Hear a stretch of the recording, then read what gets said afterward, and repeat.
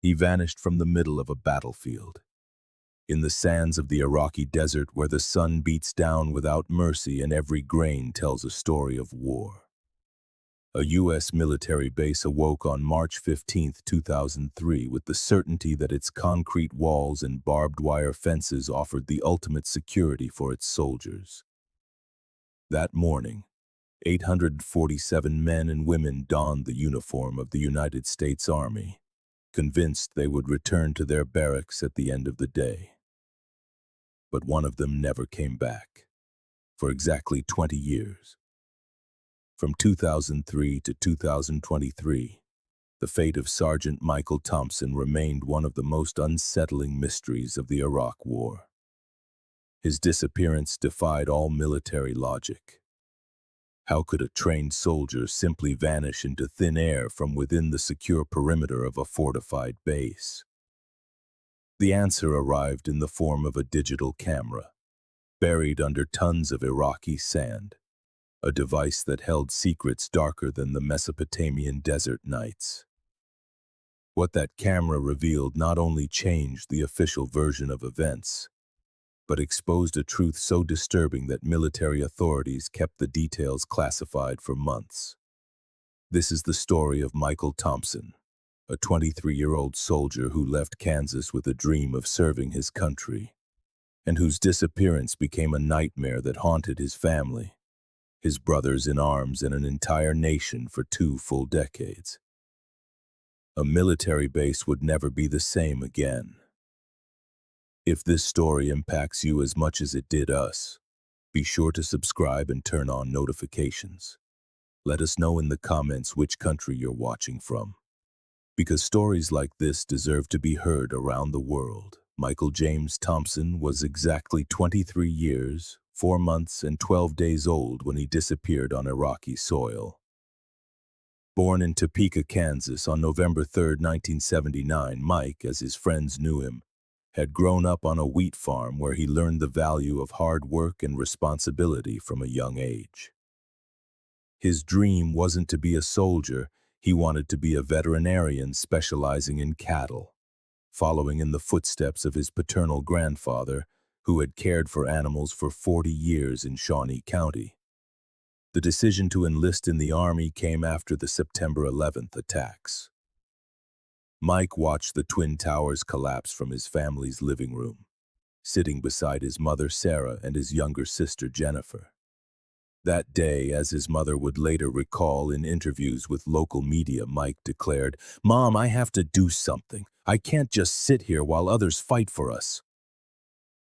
On the day of his disappearance, March 15, 2003, Michael Thompson was wearing the standard U.S. Army combat uniform, a desert tan camouflage jacket and pants, coyote-colored Altima combat boots, a Kevlar helmet with a desert cover, and an Interceptor body armor vest with ceramic plates. He carried an M4A1 rifle, serial number 5.56, 45 mm. In his left breast pocket, he always kept a 2x3-inch photograph of his high school girlfriend, Amanda Collins, taken at their senior prom in May 2001. The last message he sent to his family was an email dated March 14, 2003, at 23:47 hours. In that message, which military authorities partially cleared for release in 2005, Thompson wrote, "We have a routine mission tomorrow. Nothing major, just a perimeter check.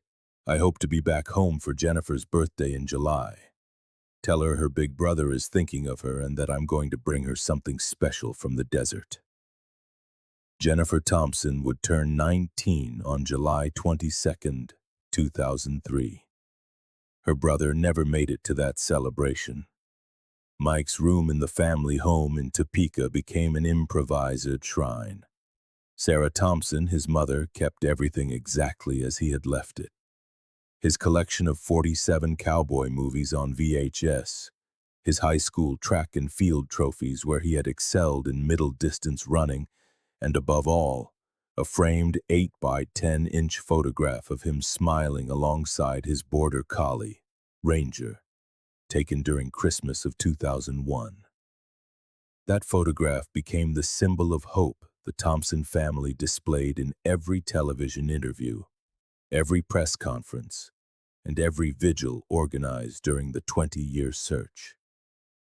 The image of a young soldier hugging his dog, both with expressions of genuine happiness, appeared on missing person posters distributed not only in Kansas but on military bases around the world. Michael had a crescent-shaped birthmark on his right shoulder, a 3-centimeter scar on his left knee from a bicycle fall at age 12, and a tattoo of an eagle with the initials USA on his right forearm, which he had gotten 3 days before deploying to Iraq against his mother's advice. His barrack mates would later recall that Mike had a habit of writing in a personal journal every night before bed, using a blue Bic pen he kept wrapped in a rubber band with a small, spiral-bound Mead notebook. That journal, along with all his personal belongings, was packed up and sent back to Kansas when he was officially declared missing.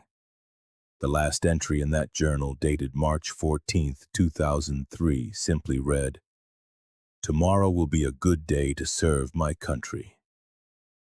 March 15, 2003, Camp Liberty, Iraq. 05:30 hours. Reveille echoes throughout Camp Liberty. Michael Thompson rises from his cot in Tent Bravo 7, in the northern section of the military complex. His squad mates would later describe him as an early riser, but on this particular morning, he seemed especially cheerful. According to the testimony of Corporal Josh Martinez, recorded in Military Report Case Number IR 2003-0847, Thompson commented while getting dressed, "I feel like something good is going to happen today." 06:15 hours. Breakfast in the main mess hall. Thompson sits at the usual table with his squad from the 2nd Battalion, 17th Infantry Division. The menu consists of powdered eggs, canned bacon, toast, and instant coffee. Sergeant James Wilson, who shared the table with Thompson, would recall in later statements that Mike had pocketed 2 extra slices of toast, saying, "just in case the mission runs long." 07:45 hours. Morning briefing in the operations tent. Captain Robert Hayes explains the day's mission. A routine patrol of the base's outer perimeter, checking observation points Alpha 1 through Alpha 6, and maintaining communication equipment in the watchtowers. Thompson is assigned to Observation Point Alpha 4, located 800 meters southeast of the main base. 08:30 hours. Equipment and weapons check. Thompson confirms his PRC-119 radio is functioning correctly, tests his Garmin E-Trex GPS, and verifies his M4A1 rifle has a full 30-round magazine plus 2 reserve magazines. Technical Sergeant David Park, the armorer, signs the log sheet confirming all equipment is in perfect operational condition. 0900 hours. Departure from base. 4 Humvees exit through the main gate, heading toward the different observation points.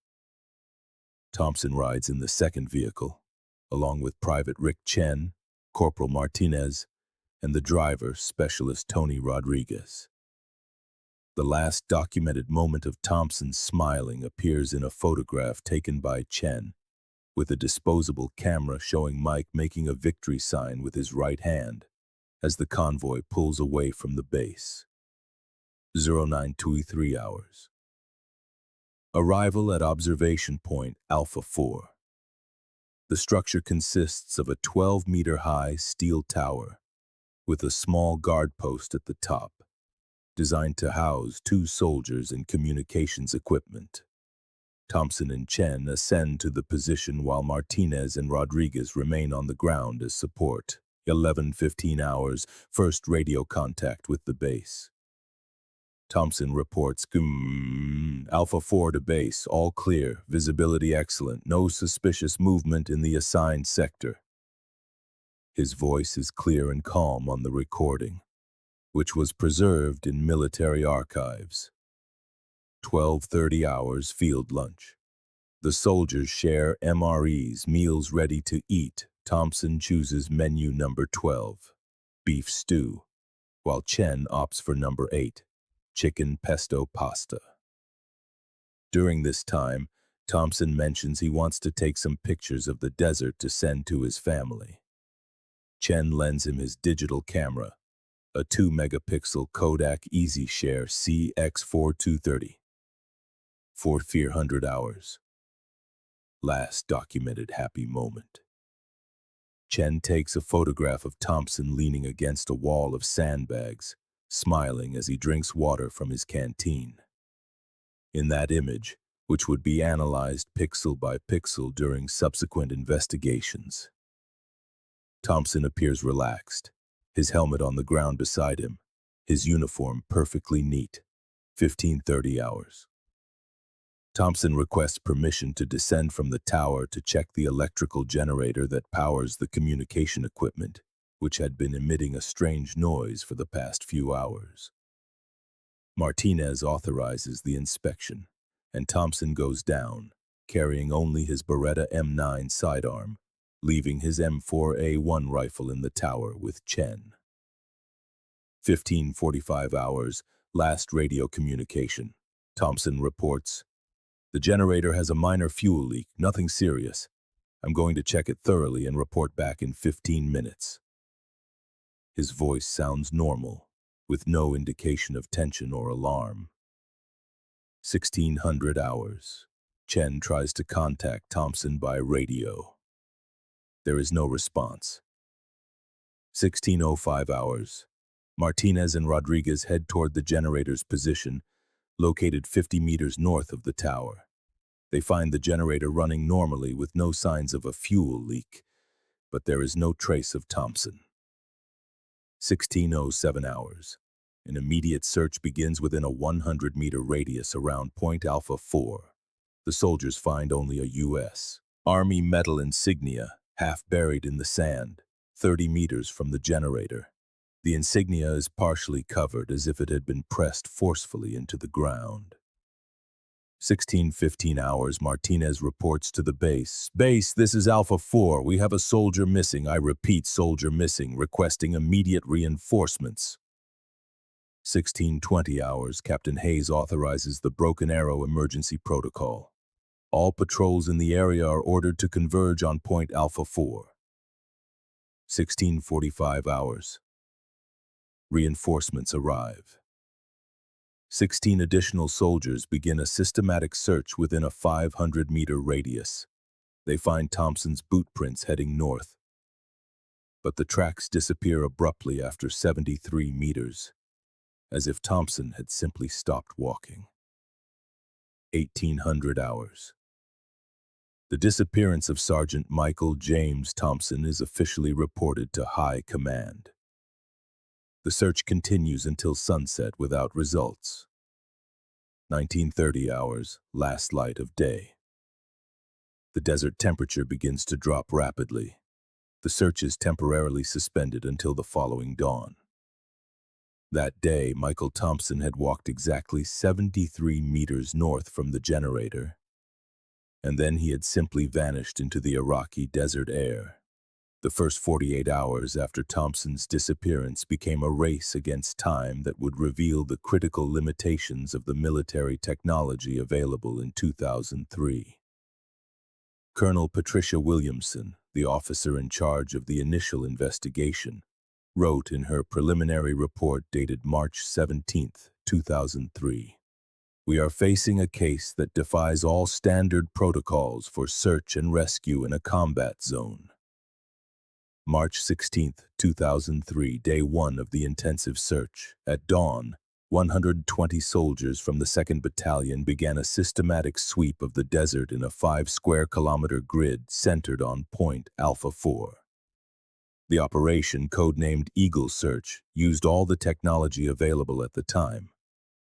Mark IV metal detectors, ANPVS-14 night vision devices, and the primitive military GPS systems which, in 2003, had a margin of error of up to 10 meters in adverse conditions.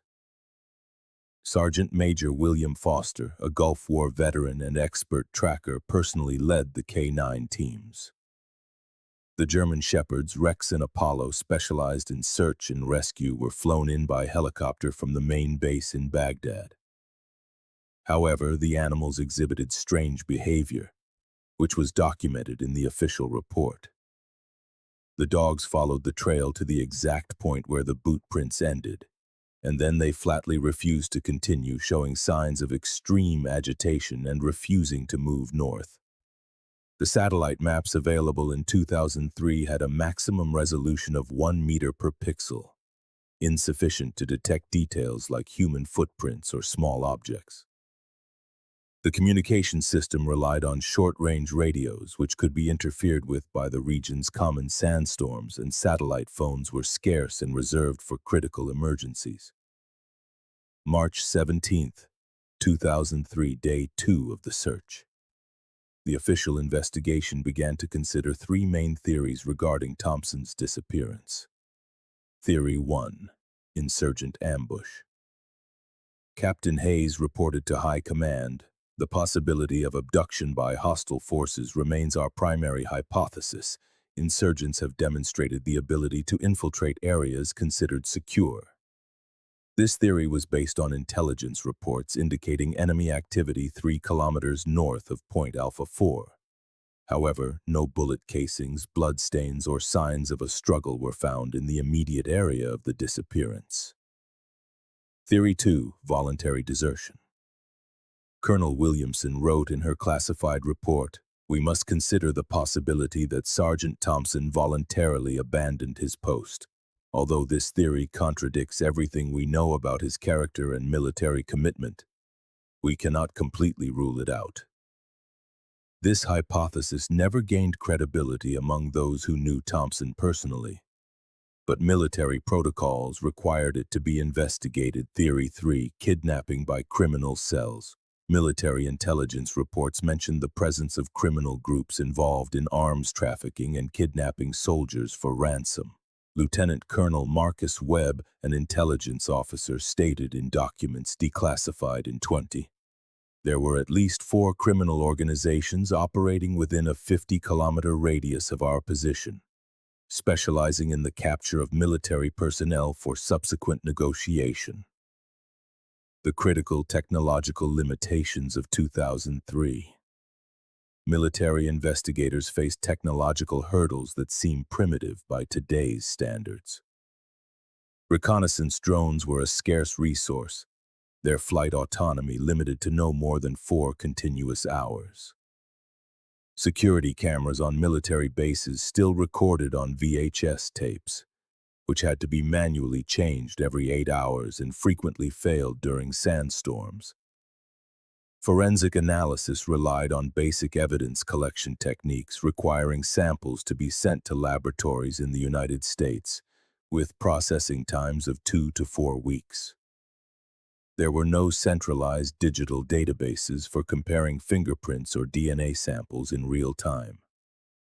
Major Jennifer Collins, a military forensic doctor, wrote in her technical evaluation, "We are working with 20th century tools to solve 21st century crimes. Every hour that passes exponentially reduces our chances of finding useful evidence in desert conditions." Declassified military reports revealed specific citations. The terrain presents unique characteristics that complicate search operations. Sand dunes are constantly modified by winds, eliminating tracks within 6 to 12 hours. Noted a meteorological report from March 18, 2003. Communication equipment has experienced intermittent disruptions due to electromagnetic interference of unknown origin in the northern sector. Read a technical report from March 19, 2003. Troop morale has been significantly affected.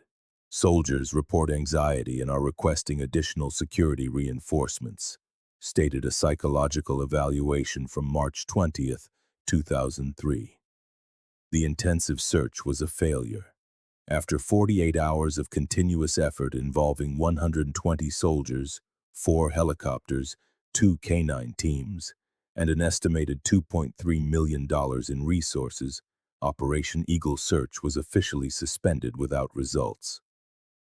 Colonel Williamson signed the final report on March 22, 2003. After 168 hours of intensive search, utilizing all available technological and human resources, no conclusive evidence has been found regarding the whereabouts of Sergeant Michael James Thompson. The case is being transferred to long-term investigation. The technology of 2003 had failed. The truth would have to wait 20 years. After 2 decades of sepulchral silence, the disappearance of Michael Thompson had become more than just an unsolved military case. It was an open wound in the heart of a family and a national obsession that refused to heal. Annual rituals of remembrance became a somber tradition. Every March 15th, from 2004 to 2023, the small city of Topeka, Kansas held a vigil in Thompson's memory. The ceremony took place in Central Park in front of the War Veterans Memorial, where the family had installed a bronze commemorative plaque inscribed, "Sergeant Michael J. Thompson, somewhere, still serving his country." Sarah Thompson, his mother, aged visibly over these 2 decades. In photographs from the first vigil in 2004, she appeared as a 47-year-old woman with brown hair and eyes bright with hope. By 2023, at 66, her hair had turned completely white, and her eyes reflected the resignation of one who has waited for too long. Jennifer Thompson, his younger sister, grew up without her older brother. She graduated from high school in 2003, married in 2008, had 2 children in 2010 and 2013, and divorced in 2017. At every significant event in her life, she reserved an empty chair for Michael. "It's a family tradition," she would explain to those who asked about the extra seat at weddings, graduations, and birthdays. Between 2003 and 2023, the FBI and military authorities investigated 847 reports of Michael Thompson sightings in various Middle Eastern countries. These reports came from diverse sources: American tourists, humanitarian aid workers, journalists, and occasionally other soldiers. The most significant cases included Syria in 2007, where an International Red Cross worker reported seeing a man matching Thompson's description in an Aleppo market. The subsequent investigation revealed he was an Iraqi refugee with similar physical features. In Jordan 2011, a CNN journalist claimed to have photographed Thompson in a refugee camp near the Syrian border. Computerized facial analysis showed only a 23% match with official military photographs. The most promising lead came from Turkey in 2020, when an American war veteran working as a private contractor in Istanbul swore he had spoken with Thompson in a cafe. He knew specific details about Kansas that only someone from there could know, he stated in his official testimony. However, by the time authorities arrived, there was no trace of him. In Afghanistan 2019, a British Army soldier reported seeing Thompson on a military base in Kabul, but later admitted it could have been a case of mistaken identity influenced by combat fatigue. Each sighting generated waves of hope for the Thompson family, followed by devastating disappointment when the investigations yielded no concrete results. The psychological impact on the family was documented by Dr. Robert Martinez, a psychologist specializing in families of missing military personnel, who treated the family for 12 years. In his 2018 study, Ambiguous Loss in Military Families, Martinez wrote, "The Thompson family represents a classic case of ambiguous loss, where the absence of certainty about a loved one's death or survival generates prolonged, unresolved grief." Sarah Thompson developed symptoms of chronic depression, recurrent insomnia, and what we term pathological hope, the inability to accept the probability of the missing person's death. Robert Thompson, the father, handled the situation differently. He immersed himself in work on the family farm, expanding the wheat cultivation operations as a form of distraction. However, according to family testimonies, he developed an obsessive habit of checking his email every 30 minutes for 15 years, waiting for news about his son. In 2012, Sarah and Robert Thompson separated for 8 months. Sarah moved in with her sister in Wichita while Robert remained on the farm. They reconciled when they both realized that their separation did not diminish the pain, but rather intensified it. On March 15, 2010, exactly 7 years after the disappearance, the U.S. Army made a decision that tore the Thompson family apart. Michael Thompson was to be declared officially dead for administrative purposes. Colonel Patricia Williamson, now promoted to Brigadier General, personally signed the documents. In a letter to the family, she explained, "This decision does not indicate that we have lost hope of finding Sergeant Thompson alive. It is a necessary administrative measure to allow his family to access survival benefits and begin pending legal processes." The family received a ceremonially folded American flag, a posthumous medal for valor, and survival benefits equivalent to $400,000. Sarah Thompson stored the flag in her attic, refusing to display it. "I will not hang a funeral flag until I know for certain that my son is dead," she told the Topeka Capital Journal in 2010. Amanda Collins, Michael's high school girlfriend, never married. For 20 years, she maintained a Facebook page called Bring Mike Thompson Home, which amassed over 50,000 followers. Every year, she organized letter-writing campaigns to Congress, the Pentagon, and the White House, demanding that the search continue.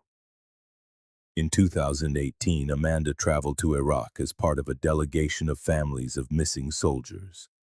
She visited the former location of Camp Liberty, now partially abandoned, and placed a wreath in the approximate area where Observation Post Alpha 4 had stood. "I came here because I needed to see with my own eyes the place where Mike disappeared," she wrote on her personal blog. "The desert holds secrets, but one day it will reveal them." She didn't know that day was only 5 years away. April 14th, 2023. The date that would change everything was forever etched in the memory of Hassan al-Mahmoud, a 34-year-old Iraqi civil engineer working for the Baghdad Reconstruction Company. That Friday morning, Hassan was leading a team of 12 workers in the demolition of abandoned military structures at what had been Camp Liberty, part of a government project to convert the area into a civilian housing complex. The weather was typically arid, with temperatures set to reach 38 degrees Celsius by noon. At 10:15 a.m. local time, while operating a Cat 320D excavator, Hassan noticed the machine had struck something that wasn't concrete or metal. He stopped the engine and climbed down to inspect. Amidst the remnants of deteriorated sandbags and fragments of rusted barbed wire, something metallic glinted faintly under the compacted cement. "At first I thought it was just a piece of military equipment," Hassan would recall in later interviews. "I had found helmets, canteens, even abandoned weapons on previous jobs, but this was different. It had a strange rectangular shape like a small box." Hassan called his supervisor, who authorized a careful manual excavation. 4 workers used shovels and brushes to remove the sand that had been accumulating for exactly 20 years and 30 days. What emerged was a Kodak EasyShare CX4230 digital camera, the same model Rick Chen had lent to Michael Thompson on that fateful afternoon of March 15, 2003. The camera was sealed inside an industrial-sized Ziploc bag, the kind American soldiers used to protect electronics from desert dust and moisture. The bag had worked. After 2 decades buried under tons of Iraqi sand, exposed to extreme temperatures ranging from 50 degrees Celsius in the summer to 5 degrees on winter nights. The camera remained in surprisingly good condition. The metallic surface showed obvious signs of corrosion, with reddish-brown rust spots covering about 40% of the casing, and the LCD screen had a 3-centimeter diagonal crack. However, the overall structure was intact, and most importantly, the battery and SD memory card compartments were hermetically sealed. Hassan al-Mahmoud was young enough to remember the American military presence, but mature enough to understand the potential significance of his discovery.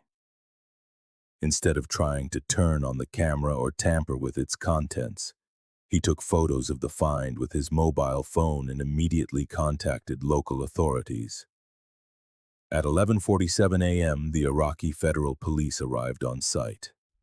Lieutenant Colonel Ammar Hussein, the officer in charge, immediately recognized the device's U.S. military origin from the Army identification labels, which were still partially legible on the protective bag. "We knew we had something important," Hussein stated at a later press conference. "Abandoned military equipment doesn't naturally get buried 1.2 meters deep. Someone had deliberately placed this camera in that specific spot." The exact location of the find was significant. GPS coordinates logged by the construction crew placed the camera exactly 47 meters north of the former observation post Alpha 4 and 73 meters from the generator where Michael Thompson had last been seen. It was the precise distance where his footprints had mysteriously vanished 20 years earlier. What they found next was more horrifying than anyone could have imagined. The camera was not alone. As investigators expanded the excavation in a 5-meter radius, they discovered other objects buried at similar depths. A Beretta M9 pistol, its serial number matching the weapon assigned to Thompson, a partially melted military dog tag, and fragments of what appeared to be an American military uniform. But the most disturbing find came when investigators carefully sifted the removed sand. Among the desert grains, they found small human bone fragments. Some were no larger than coins, but they were enough to confirm that they had located not only the last documented moments of Michael Thompson, but also the site of his death. The digital camera, however, remained the most valuable silent witness. Its 32 megabytes of internal memory could hold the answers that 2 decades of military investigation, search technology, and government resources had failed to provide. By nightfall on April 14, 2023, the camera was transported in an escorted convoy to Baghdad, where it would be handed over to digital data recovery specialists. The Iraqi government, aware of the discovery's diplomatic implications, immediately contacted the U.S. Embassy to coordinate an international investigation. In Topeka, Kansas, Sarah Thompson received a phone call at 2:17 a.m. local time. It was Colonel James Patterson, the current liaison officer for families of missing military personnel. His words were carefully measured. "Mrs. Thompson, we believe we have found something related to your son, Michael. We need you to be prepared for any possibility." After 20 years of silence, the Iraqi desert had finally begun to reveal its secrets. Michael Thompson's digital camera arrived at the FBI's Criminal Investigative Laboratory in Quantico, Virginia on April 18, 2023. Dr. Patricia Chen, a specialist in digital forensic data recovery, was personally assigned to the case due to her experience with deteriorated military technology and her 15-year history working on cases of missing soldiers. "When I first saw that camera, I knew we were dealing with something extraordinary," Dr. Chen explained in her official testimony. "The preservation was remarkable considering the extreme conditions. The Ziploc bag had created a microenvironment that protected the critical components from moisture and severe corrosion. The lab utilized data recovery technology that did not exist in 2003. mass spectrometers to analyze chemical residues on the memory, scanning electron microscopy to examine the circuitry, and artificial intelligence algorithms to reconstruct corrupted files. The 32-megabyte SD card was extracted using precision tools in a controlled environment with 45% humidity and a constant temperature of 20 degrees Celsius. The world held its breath, waiting to see what secrets it contained. Initial analysis yielded a startling revelation. 28 of the 32 megabytes contained recoverable data, an exceptional success rate for technology that had lain buried for 2 decades. The recovery process was a continuous 72-hour ordeal.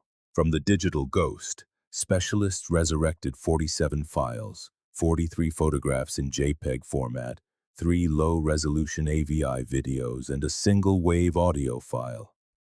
Each file had been automatically time-stamped by the camera's internal clock, providing a precise chronology of Thompson's last documented moments. The first 23 photographs depicted routine scenes of military life.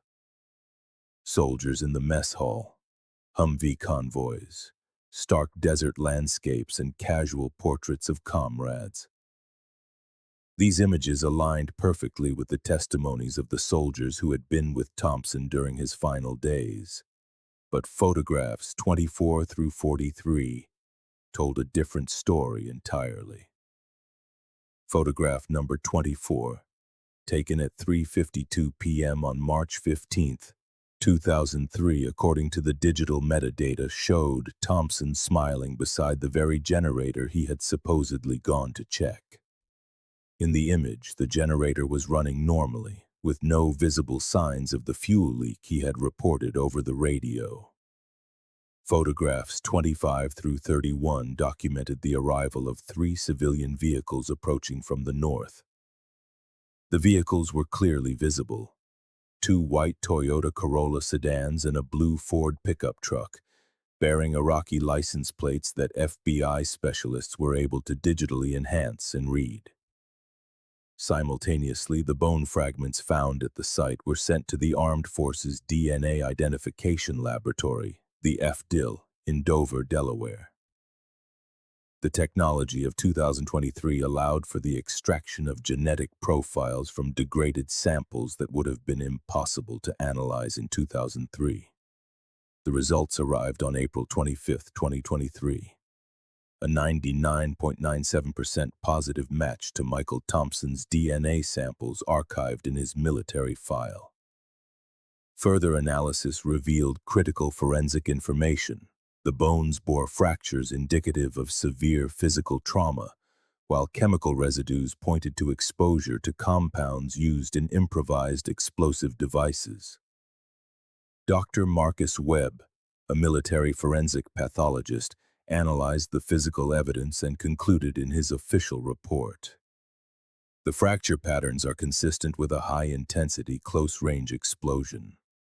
The victim would have experienced immediate loss of consciousness, which suggests he did not suffer for long.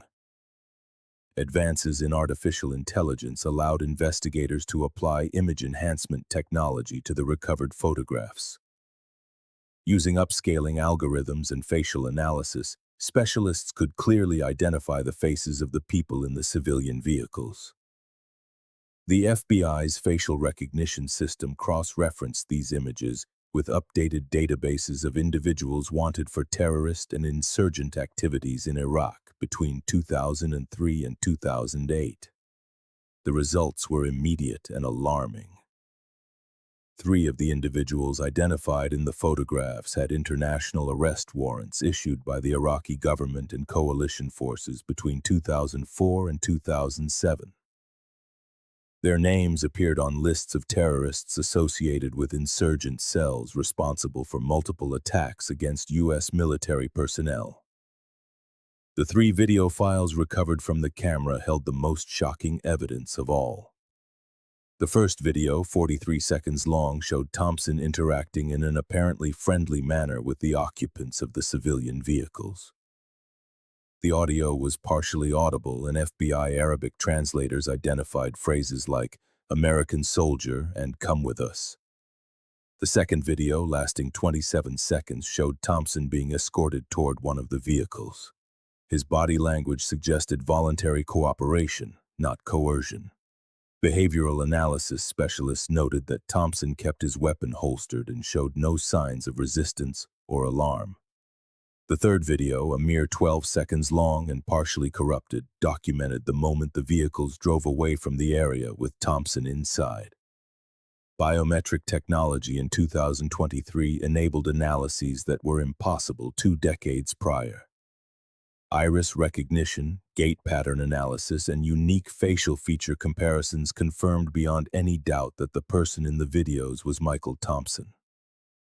Digital voice analysis compared Thompson's few audible words from the videos with archived recordings of his radio communications from that same day.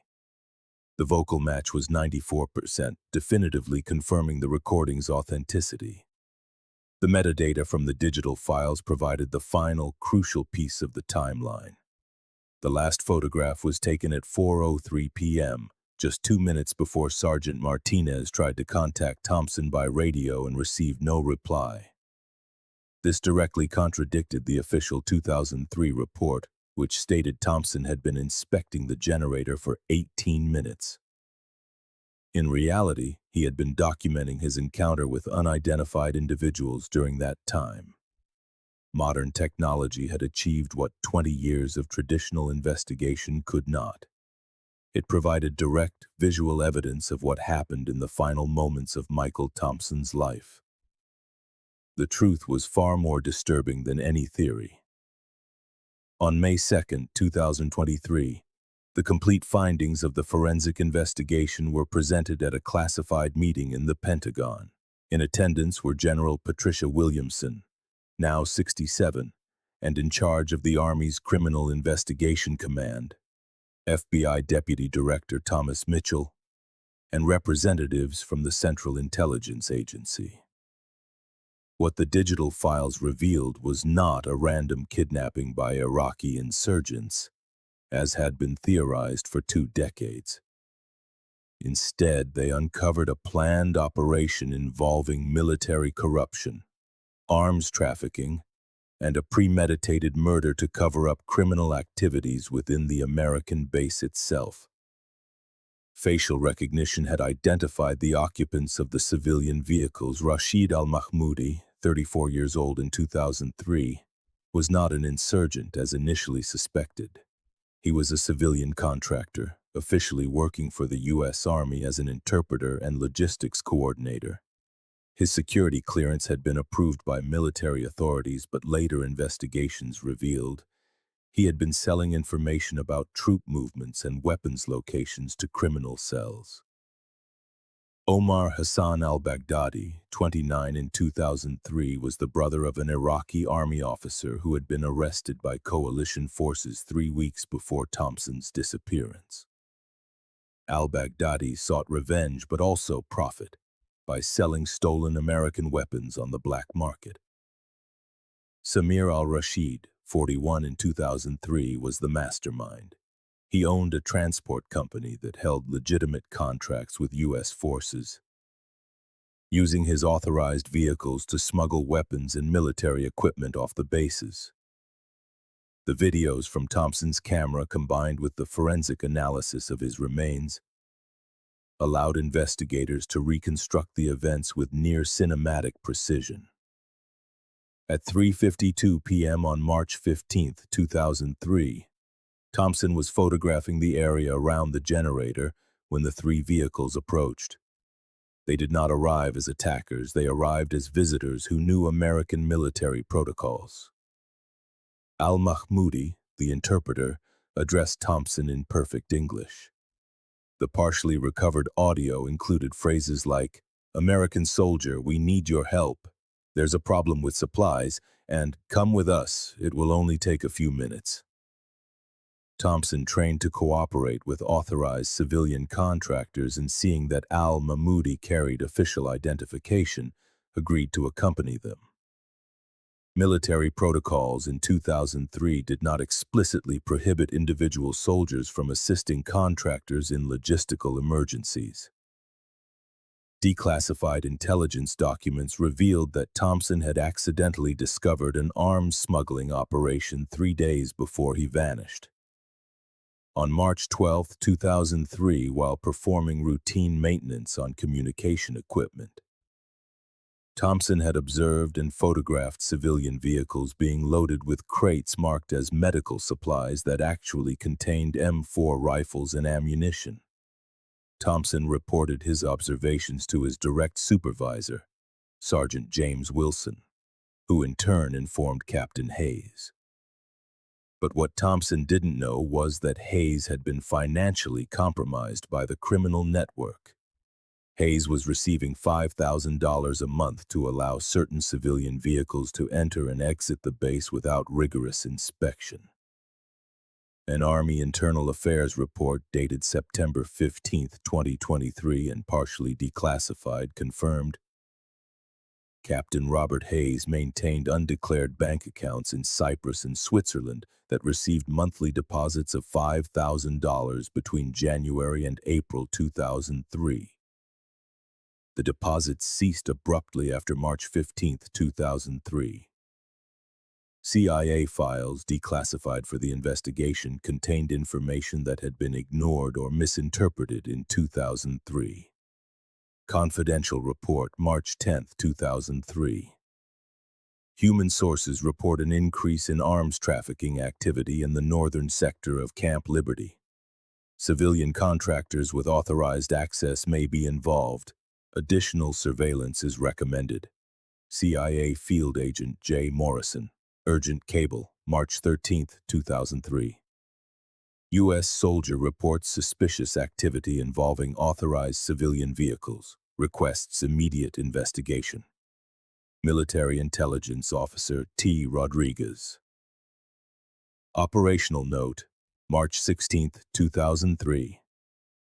Disappearance of soldier may be linked to previous reports of criminal activity. Recommend joint investigation with Iraqi authorities. CIA analyst M. Williams. These reports had existed for 20 years in classified archives, but they were never properly correlated due to excessive compartmentalization between agencies. The 2023 investigation revealed disturbing patterns suggesting Thompson was not the only victim. Between March 2003 and February 2004, 7 other American soldiers disappeared under similar circumstances from different bases in Iraq.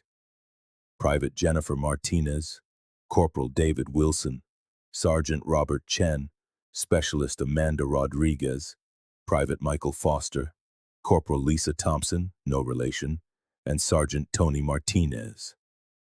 Using 2023 technology, retrospective forensic analysis found that 5 of these cases shared common characteristics.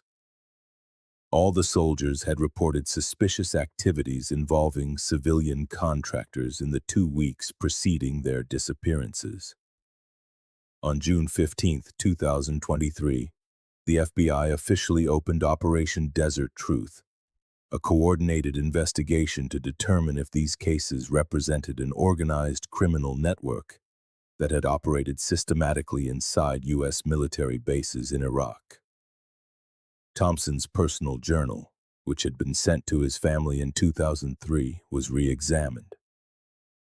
Previously censored entries were now revealed. March 10, 2003 saw something weird today.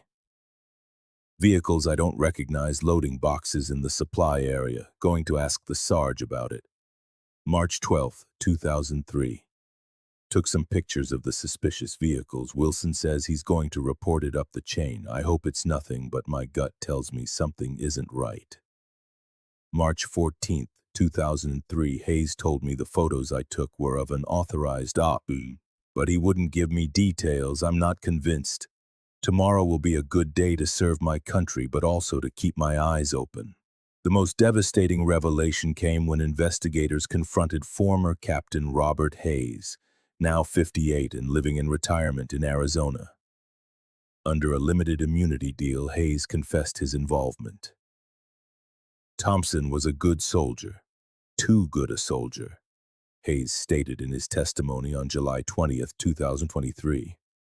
When he started asking questions and taking pictures, we knew he was a problem.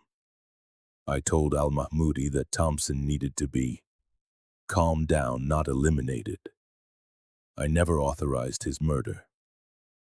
Hayes admitted to providing al-Mahmoudi with Thompson's exact patrol schedule for March 15th, as well as information on communication protocols that would allow the criminals to intercept Thompson without raising an alarm. I thought they were just going to scare him, Hayes continued. Maybe hold him for a few hours until we could move the operation to another base. When I heard he was gone for good, I knew they'd gone too far, but it was too late to stop it.